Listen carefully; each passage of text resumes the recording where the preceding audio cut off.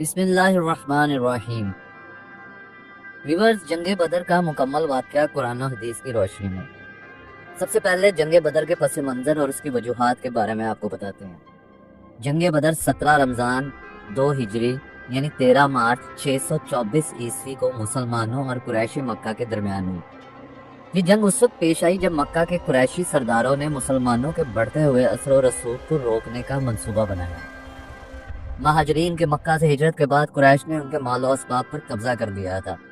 رسول اللہ صلی اللہ علیہ وآلہ وسلم نے قریش کے تجارتی قافلوں کو روکنے کا ارادہ کیا تاکہ قریش پر معاشی دباؤ ڈالا جا سکے۔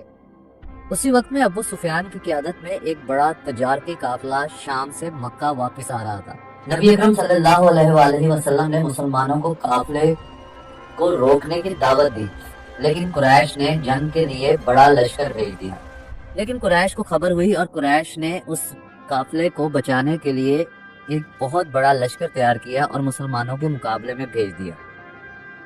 جنگ بدر کا ذکر قرآن میں اور اللہ کی مدد کا وعدہ، جیسا کہ سورہ انفال میں بھی اس کا ذکر ہے کہ جب تم اپنے رب سے فریاد کر رہے تھے تو اس نے تمہاری دعا قبول کی کہ میں تمہاری مدد کے لیے لگاتار 1000 فرشتے بھیجنے والا ہوں، اور اللہ نے یہ محض تمہیں خوشخبری دینے اور تمہارے دلوں کو مطمئن کرنے کے لیے کیا، اور حقیقت میں مدد تو صرف اللہ ہی کی طرف سے ہے۔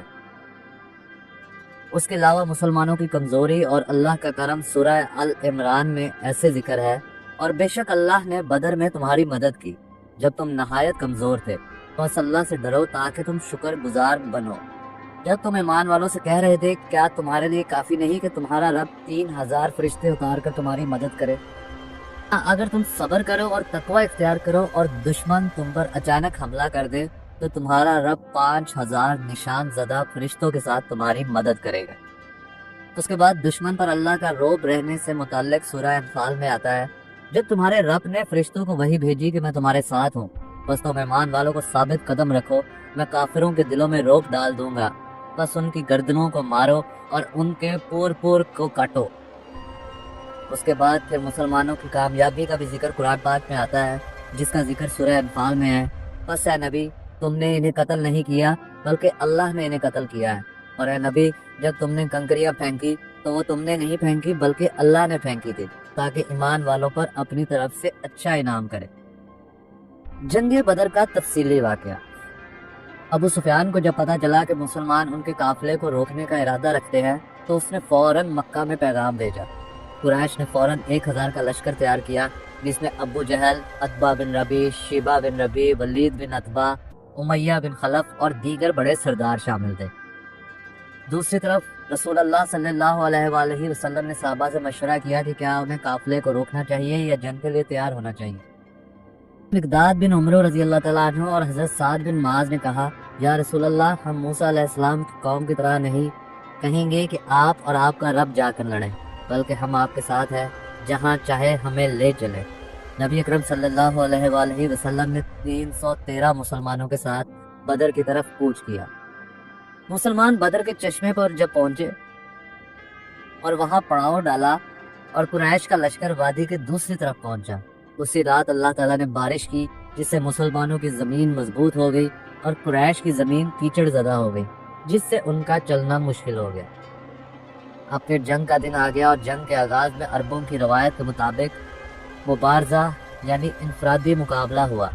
مسلمانوں کی طرف سے حضرت حمزہ، حضرت علی اور حضرت عبیدہ بن حارث میدان میں آئے، اور قریش کی طرف سے عتبہ، شیبہ اور ولید بن عتبہ آئے۔ حضرت حمزہ اور حضرت علی نے اپنے حریفوں کو فوراً قتل کر دیا، جبکہ حضرت عبیدہ زخمی ہوئے، لیکن ان کے ساتھیوں نے دشمن کو قتل کر دیا۔ اس کے بعد نبی اکرم صلی اللہ علیہ وآلہ وسلم نے ہاتھ اٹھا کر اللہ سے مدد مانگی، اے اللہ، اگر یہ گروہ ہلاک ہو گیا تو روئے زمین پر تیری عبادت کرنے والا کوئی نہیں بچے گا۔ اللہ نے فرشتوں کو نازل کیا جو سفید لباس میں گھوڑوں پر سوار نظر آئے۔ حضرت جبرائیل علیہ السلام، حضرت میکائیل اور حضرت اسرافیل بھی اس لشکر میں شامل تھے۔ مسلمانوں نے اللہ کی مدد سے شاندار فتح حاصل کی۔ 70 مشرکین قتل ہوئے، جن میں ابو جہل، عتبہ، شیبہ، ولید اور امیہ بن خلف شامل تھے، اور 70 قیدی بنائے گئے، جنہیں نبی کریم صلی اللہ علیہ وآلہ وسلم نے مختلف صحابہ کے حوالے کر دیا، اور بعد میں بعض کو فدیہ لے کر رہا کر دیا اور بعض کو بغیر فدیہ کے چھوڑ دیا۔ اسلام کے بدترین دشمن ابو جہل بھی اسی جنگ میں جہنم واصل ہوا۔ عبداللہ بن مسعود نے دیکھا کہ ابو جہل آخری سانسیں لے رہا تھا تو اس نے کہا کیا میں نے آج محمد صلی اللہ علیہ وآلہ وسلم سے بہتر کسی کو نہیں مارا؟ عبداللہ بن مسعود نے اس کا سر تن سے جدا کر دیا اور رسول اللہ کے پاس لے آیا۔ آپ صلی اللہ علیہ وآلہ وسلم نے فرمایا یہ فرعون امت تھا۔ اس جنگ کے تاریخی نتائج اور اثرات۔ سب سے پہلا اسلام کی عظیم فتح، مسلمانوں کو اللہ کی مدد سے فتح حاصل ہوئی۔ قریش کی طاقت کو سخت نقصان پہنچا اور دیگر قبائل نے مسلمانوں کو سنجیدہ لینا شروع کر دیا۔